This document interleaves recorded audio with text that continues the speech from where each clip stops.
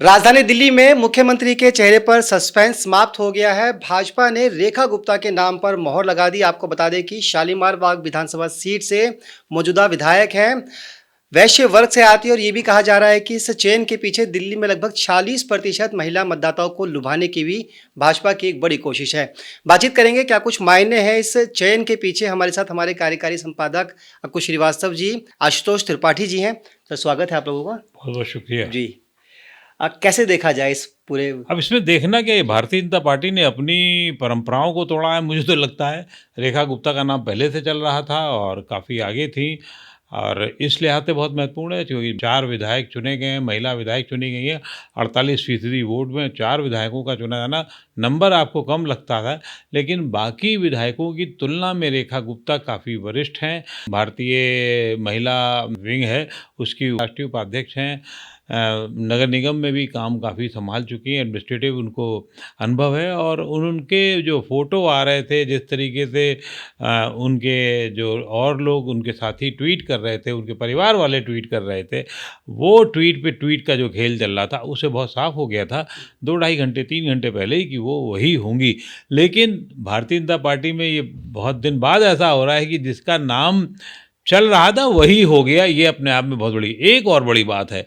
देश में इस समय 20 राज्यों में एनडीए की सरकारें हैं और 16 जगह भारतीय जनता पार्टी की सरकारें। अब 17वीं हो जाएगी। अभी तक कोई महिला मुख्यमंत्री नहीं था। रेखा गुप्ता उसकी पहली मुख्यमंत्री होंगी। इसके पहले दिया कुमारी ही डिप्टी सीएम है राजस्थान से। दिया कुमारी तो डिप्टी हैं, वो डिप्टी का एक अलग मामला होता है। इसके पहले मुख्यमंत्री के तौर पर भारतीय जनता पार्टी ने सिर्फ 3 मुख्यमंत्री दिए हैं, जिसमें सुषमा स्वराज कुछ दिनों की 50, 55, 60 दिनों की 2 महीने की थी। उमा भारती थी, लगभग 250 दिनों की मुख्यमंत्री थी। लेकिन सबसे लंबे कार्यकाल तक चलने वाली वसुंधरा राजे भी थी, उनके 10 साल के आसपास। तो रेखा गुप्ता को ये गौरव मिला है भारतीय राजनीति में महिला मुख्यमंत्री के तौर पर ममता बनर्जी के साथ में अब आने का और उनके साथ ताल में ताल मिलाने का। लेकिन बड़ा मज़ेदार होगा आने वाले दिनों में भारतीय जनता पार्टी दिल्ली का जो मुख्यमंत्री होना। चुनौतियां कितनी हैं नहीं है इस पे अभी बात नहीं करें, लेकिन बहुत रोचक होगा, बहुत इवेंटफुल होने जा रहा है। ये भी कहा जा रहा है कि संघ में अच्छी खासी उनकी पैठ रही है रेखा गुप्ता की, तो क्या इसका फायदा भी उनको मिला इस बार? देखिए, संघ में कहा जा रहा है, सुना जा रहा है, भारतीय जनता पार्टी भी ये कह सकती है। तो भारतीय जनता पार्टी संघ एक ही चीज़ें हैं। तो संघ ने जो कहा, संघ के साथ तो रहने वाले ज़्यादातर लोग हैं। हाँ, ये आप कह सकते हो कि अभी हाल में कांग्रेस से आए हुए वालों को नहीं हो रहा है इसमें, और पार्टी का ये नियम भी नहीं है। पार्टी आमतौर पर पहले जो आता है विधायक, उनको ठीक से 5-10 साल ठोकती बजाती है और उसके बाद फिर अपने रंग में लाती है। चाहे वो कोई भी, आप किसी का भी देख लीजिए, चाहे वो असम के विश्वा शर्मा हो, शिवेंदु हो, पश्चिम बंगाल में जब एलओपी हैं, उन सबको एक लंबे समय तक ठोका बजाया गया, चाहे ज्योतिरादित्य सिंधिया हो, और उसके बाद पद, नाम और चीज़ें दी गई। यहाँ यही परंपरा रही है। तो तय है कि संघ, और फिर सबसे बड़ी बात है, देश की राजनीति में महिलाओं के नाम पे बहुत बड़े बड़े खेल होते रहे हैं। इनको 2500 रुपये दिया जाना है और 2500 रुपये महीना देंगी, तो ये बड़ा एक मोहर लगेगी कि भारतीय जनता पार्टी महिलाओं के साथ है। और जो उनको लगता है कि आगे आने वाले, जो भारतीय जनता पार्टी हमेशा चुनावी मूड में रहती है, तो उसको आगे चुनाव या बिहार और आगे और अन्य राज्यों के असम के चुनाव की चिंता पहले से होने लगी होगी और होगी। अब कल से उसका भी शुरू हो जाएगा। तो भारतीय जनता पार्टी अब एक बड़े आधार को मजबूत करने की ये कोशिश है, मेरा तो यही मानना है। जी आशुतोष जी, एक लंबी पारी एमसीडी में रही है रेखा गुप्ता की और डूसू में भी रही हैं, सॉफ्ट स्पोकन है। आपने काफ़ी करीब से देखा है इनकी कार्यशैली को, क्या कहना चाहेंगे? दिल्ली को उन्होंने समझा है, यहाँ की हर एक चीज़ को जानती हैं वो, क्या समस्याएं हैं, किस तरीके की चीज़ें यहाँ होनी चाहिए। और महिला होने के नाते कहीं ना कहीं 46% आपने जो बात कही है, 46% मतदाता महिलाएं हैं। तो उस वर्ग को साधने के साथ ही, जो कि वैश्य से आती हैं, वैश्य वर्ग से आती हैं, तो एक वो सामाजिक जो इक्वेशन बनेगी वो भी बहुत अच्छी बनेगी। उससे भी बड़ी बात ये है कि इस दिल्ली में 3 बार शीला दीक्षित रही हैं और 3 कार्यकाल उन्होंने पूरे किए।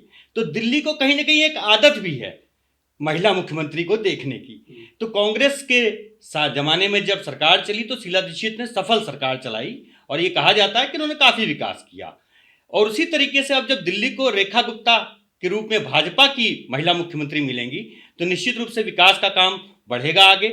और जिस तरह से यहाँ पर चूंकि राष्ट्रीय राजधानी है तो एक कहीं ना कहीं जो है वो समन्वय बना के चलना पड़ता है केंद्र सरकार से। तो समन्वय बनाने का काम तो महिला करती हैं, और एक साफ सुथरा चेहरा है, कोई दाग नहीं है। इससे भी बड़ी बात, चूंकि दिल्ली में काम करने के अनुभव के साथ उनके संग राष्ट्रीय स्तर पे काम करने का भी अनुभव है। राष्ट्रीय उपाध्यक्ष है महिला मोर्चा की भाजपा में, तो उन्होंने कई प्रदेशों में जाके भी काम किया, और कई प्रदेशों में काम करने के बाद उनके पास जो अनुभव आया है, उसके बाद अब दिल्ली सरकार चलाने के लिए उनको जो जिम्मेदारी दी गई है, मुझे लगता है कि बखूबी निभाएंगी वो। और जमीन से जुड़ी हुई नेता हैं, शालीमार बाग से वो विधायक बनी है, नगर निगम में काम कर चुकी हैं, पार्षद रह चुकी हैं, छात्र संघ अध्यक्ष रह चुकी हैं दिल्ली विश्वविद्यालय में, तो हर तरीके से मुफीद हैं। लंबा चौड़ा एक्सपीरियंस है उनके पास भी। 98 के बाद से लगातार जो नई दिल्ली विधानसभा सीट जीतता था, फिर चाहे शीला दीक्षित हो या फिर अरविंद केजरीवाल हो, वही दिल्ली का सीएम बनता था। आतिशी वाले मामले को छोड़ दे तो उम्मीद यही की जा रही थी कि प्रवेश वर्मा एक बड़ा चेहरा है, वो हो सकते हैं, रेखा गुप्ता से सीनियर है विजेंद्र गुप्ता, वो भी हो सकते हैं। अगर किसी बनिए को सीएम बनाना, तो ये चमत्कार कैसे आपको लगा, कैसे हो पाया? देखिए, चमत्कार नहीं है, बेसिकली ये कहीं ना कहीं से संघ से समर्थित चीजें हैं। और बीच में ये बात चली थी, जब शुरुआत हुई थी, 8 तारीख को परिणाम आया, उसके बाद बहुमत मिला, तो ये बात आ गई थी सामने कि प्रवेश वर्मा के नाम पे भी आरएसएस सहमत है। लेकिन जब चर्चाएं आगे बढ़ी और चीज़ों को देखा जाने लगा, तो इनको यह लगा कि हमारी जो सरकार बन रही है पूरे देश में, हर राज्य में, चाहे वो केंद्र शासित प्रदेश हो, चाहे वो फुल फ्लेज प्रदेश हो, तो वहाँ कहीं भी महिला मुख्यमंत्री नहीं है, और यहाँ पे मौका था उनको महिला मुख्यमंत्री बनाने का। तो आरएसएस ने रेखा गुप्ता के नाम पर भी अपना समर्थन दे दिया। अब इसके बाद बात ये हो गई कि पार्टी के भीतर कई नेताओं के बीच एक तरीके से रेस लग गई, और मुझे लगता है पहली बार किसी प्रदेश में ऐसा हुआ होगा कि एक नहीं, दो नहीं, 15-15 नाम रेस में थे। मुख्यमंत्री कौन बनेगा, तो 15 नाम, और सभी नाम तेजी से चल रहे थे। तो ऐसे में 15 नाम, और वहाँ 4 नाम महिलाओं के थे, उनमें भी सबसे ज्यादा प्रमुख रूप से रेखा गुप्ता का नाम। तो मुझे लगता है कहीं ना कहीं पुरुष और महिला मुख्यमंत्री में जब चयन किया गया, तो ये समझा गया कि ये महिला मुख्यमंत्री बनाना एक तो पूरे देश के लिहाज से अच्छा रहेगा, दूसरा जैसे ही हम रेखा गुप्ता का नाम अनाउंस करेंगे, कहीं भी इसको लेकर दिक्कत नहीं होगी। मैं एक बात बताऊं आपको, इसमें ये पहली बार ऐसा हो रहा है कि जितने विधायक नहीं हैं, उससे ज़्यादा परमुटेशन कॉम्बिनेशन, एक गणित का सेंटेंस होता है कि परमुटेशन कॉम्बिनेशन, कितनी ज़्यादा संभावनाएं और हो सकती हैं। तो जितने विधायक नहीं, उससे ज़्यादा संभावनाएं उजाड़नी। सांसदों को भी मुख्यमंत्री बना दिया गया, प्रदेश अध्यक्ष को भी मुख्यमंत्री बना दिया अटकलों में, और न जाने कहाँ कहाँ के लोग ले आए। तो ये एक बड़ा मुश्किल भरा निर्णय था, लेकिन क्योंकि बहुत साफ सुथरा साफ था दिमाग में आलाकमान के और संघ के कि महिला को बनाने से क्या क्या आगे लाभ हो सकते हैं। कुछ और लाभ भी थे, जैसे कि और किसी को बनाया जाता तो और भी ज़्यादा दूसरे लाभ हो सकते थे, लेकिन ये एक बहुत लंबी बात की जाती। ख़ास तौर से अभी जब महिलाओं को 33% आरक्षण देने की बात हो रही है, और आने वाले दिनों में ये कहा जाएगा कि कांग्रेस ने किया क्या है, तो कांग्रेस से लड़ाई है यहाँ। तो जो कांग्रेस को काउंटर करने वाली बातें होंगी, और तेज अच्छा बोलती हैं, तो इनका इस्तेमाल भी बहुत अच्छा होगा अन्य राज्यों में। और क्योंकि दिल्ली एक छोटा राज्य है, कुछ चीज़ें बहुत साफ़ हैं। बातें ही उनके ऊपर सबसे बड़ी चुनौती होगी कि पहले ही मंत्रिपरिषद कल जब बैठक होगी, तभी कुछ फैसले हो जाएंगे कि सब जो पुरानी लाभ वाली योजनाएं हैं चलती रहेंगी, उस पर हो जाएगी। कुछ और होने की संभावना होगी, जिसमें कुछ टाइम लगेगा।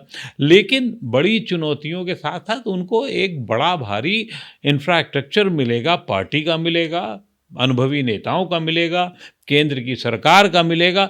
तो इनको बहुत सरदर्दी की ज़रूरत नहीं होगी। इनको बहुत कोई ऐसा नहीं है कि इनको रात में नींद नहीं आएगी, ऐसा कुछ भी नहीं होने जा रहा। बहुत आराम से स्मूथ सरकार चलेगी। और अब कुछ दिनों बाद तो फिर नगर निगम भी ये मैं उसी सवाल पे आने वाला था, क्या ये एमसीडी से जुड़ी रही हैं? एमसीडी में कोई मैसेज देने की कोशिश की जा रही है? क्योंकि ये कहा जा रहा है कि आपको खतरा हो सकता है नहीं, मेयर वो तो चुनाव देखो में। ऐसा है ना, वो ऑलरेडी आपके पास में होने का प्रक्रिया शुरू हो गई है। कुछ पार्षद आ जाएंगे, जब भी इसकी एमसीडी की बैठक होगी, उसके बाद में पूरा हेर फेर होने की पूरी संभावना है, वहाँ पे भी जाएगा। लेकिन जो बड़ा मैसेज है वो ये है कि सब जगह सुधार कहते हो, महिलाओं का के प्रति विश्वास, महिलाओं का विश्वास पार्टी के प्रति कहते हो, और ये आगे तक ले जाना है। जो बड़ी जिम्मेदारी है रेखा गुप्ता के ऊपर, पार्टी को और मजबूत करने की जिम्मेदारी है, पार्टी में महिला वोट बैंक और मजबूत करने की बात है। जहाँ तक देखिए रेखा गुप्ता को बनाने के पीछे एक कारण ये भी है, जितने भी सर्वे आए और जो एग्जिट पोल के आधार पर हम लोग देखते रहे, समझते रहे कि महिलाओं ने किसको वोट दिया, उसमें अभी भी दिल्ली में आम आदमी पार्टी आगे थी। लगभग 70% जो थे वो बताया गया।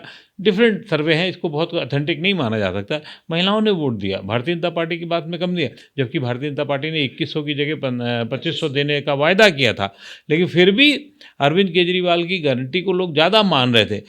ऐसी स्थिति में महिलाओं को का नाम सामने आने पर बहुत अच्छा संदेश जाएगा पार्टी के लिए कि पार्टी महिलाओं के साथ ज़्यादा घुल मिल सकती है, ज़्यादा आगे बढ़ सकती है। मैं फिर कह रहा हूँ आपको, जो बड़ी बात है, सरकार चलाने से ज़्यादा पार्टी के लिए मैसेजिंग करना इनकी जिम्मेदारी होगी, बड़े स्तर पर महिलाओं को जोड़ने की जिम्मेदारी होगी। सरकार तो बहुत स्पष्ट तौर पे चलेगी, इसमें कोई बहुत ऐसी दिक्कत नहीं आने आम आदमी पार्टी लगातार सवाल उठाती है कि 11 दिन की देरी कर दी दिल्ली में मुख्यमंत्री का चयन करने में। देखिए, आम आदमी पार्टी है तो कुछ ना कुछ तो कहेगी, विपक्ष में है तो वो कहना ही उनका फर्ज बनता है भाई, क्यों नहीं कहेंगे वो। कह रहे कई सारे सीएम चाह रहे थे, और मना रही थी पार्टी। ये इसके पहले आज ऐसी पहली बार नहीं हो रहा है, इसके पहले बहुत दफ़े कांग्रेस में भी हो चुका है, विपक्ष में भी हो चुका है, यहाँ पे भी हो चुका है। बस जब तक अरविंद केजरीवाल नाम के सज्जन ना हो तब तक सभी जगह हुआ है। तो जहाँ पे भी थोड़ा सा भी, अब जैसे बीजू पटनायक थे या नवीन पटनायक थे तो वो एक स्वाभाविक नेता थे। समाजवादी पार्टी में मुलायम सिंह यादव स्वाभाविक नेता है, अखिलेश यादव स्वाभाविक नेता है, तो उसके अलावा कोई नाम ही नहीं आना है कि मुख्यमंत्री कौन बनेगा।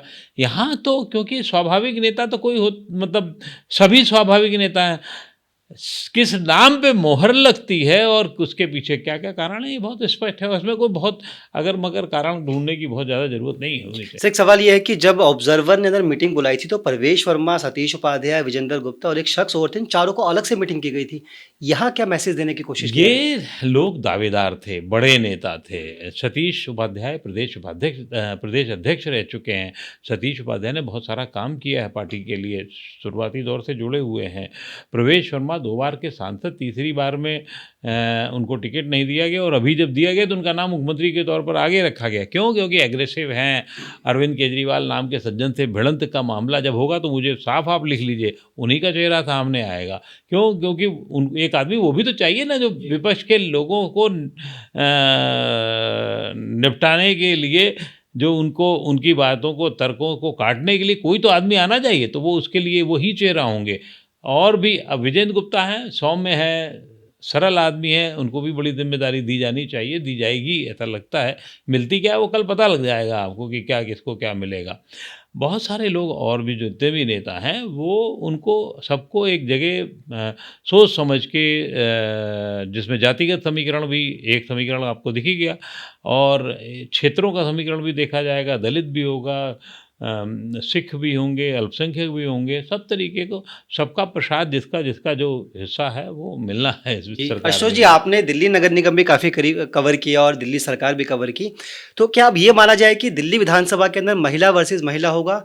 आपकी तरफ से आतिशी का नाम दिया जा रहा है नेता विपक्ष के तौर पे। देखिए, महिला वर्सेस महिला की जो स्थिति है वो तो स्पष्ट तौर से है, क्योंकि सीएम रही हैं आतिशी, तो अब नेता विपक्ष के रूप में बैठ सकती हैं। हालांकि ऐसा नहीं है, किसी और को भी नेता विपक्ष बनाया जा सकता है, लेकिन चूंकि बड़ा चेहरा है आतिशी मुख्यमंत्री रहने के नाते, तो अब सामने रेखा गुप्ता होंगी, तो महिला वर्सेस महिला तो आपको देखने को निश्चित रूप से मिलेगा विधानसभा में। लेकिन उससे भी बड़ी बात यह है कि जब अभी दिल्ली विधानसभा चुनाव हुआ, अब 1 साल बाद जो मेयर का चुनाव होता है उसमें भी अब चीज़ें नज़र आएंगी। और चूंकि अब बराबरी पे आ गया है, आम आदमी पार्टी और भारतीय जनता पार्टी का जो संख्या है वो बराबरी पे आ गई है, तो उसमें निश्चित रूप से अब नगर निगम में भारतीय जनता पार्टी के मेयर बन सकती हैं, स्टैंडिंग कमेटी चेयरमैन बन सकते हैं। तो अब ये ट्रिपल इंजन की सरकार भी दिल्ली में चलेगी। एक आखिरी सवाल आपसे ये है कि क्या आपको लगता है कोई मनमुटाव देखने को मिल सकता है? क्योंकि आम आदमी पार्टी कह रही है चेहरे कई थे दौड़ के अंदर, रेखा गुप्ता के पास दिल्ली विधानसभा का कोई तजुर्बा नहीं है और उनको दरकिनार किया गया और इनको सीएम बनाया गया। देखिए, तजुर्बे की जहां तक बात है तो ये फुल फ्लैश राज्य नहीं है, इसको कहीं ना कहीं केंद्र शासित प्रदेश होने के नाते भारत सरकार चलाती है, जहां पे भारतीय जनता पार्टी की सरकार है और निर्देशन वहीं से होते हैं, चाहे वो आपका डीडीए हो चाहे एमसीडी हो, सब गृह मंत्रालय से गवर्न होता है। लेकिन चूंकि सीएम की कुर्सी है, कई विभाग हैं, जिम्मेदारियां बड़ी हैं, तो इतना तजुर्बा तो उनके पास है कि उन्होंने दिल्ली को काफ़ी देखा है, समझा है, तो चलाने में कोई दिक्कत नहीं आएगी। हाँ, ये ज़रूर है कि जैसा आपने कहा कि सिर्फ टवल या मनमुटाव, तो मनमुटाव नहीं हो, इसीलिए ये फैसला लिया गया। जी, चलिए बहुत बहुत शुक्रिया आप लोगों का। 27 साल बाद दिल्ली बीजेपी सत्ता में आई है और इस बार दिल्ली में जो सीएम का चेहरा वो बेहद चौंकाने वाला है। तमाम जो कयास थे उनको दरकिनार करते हुए महिला मुख्यमंत्री दी गई है दिल्ली को। और रेखा गुप्ता जो कि पार्षद रही हैं, लंबा चौड़ा एक्सपीरियंस है एमसीडी का, वो दिल्ली की नई सरताज होंगी, दिल्ली की नई सीएम होंगी। फिलहाल इस पेशकश में इतना ही, हमें दीजिए इजाज़त, नमस्कार।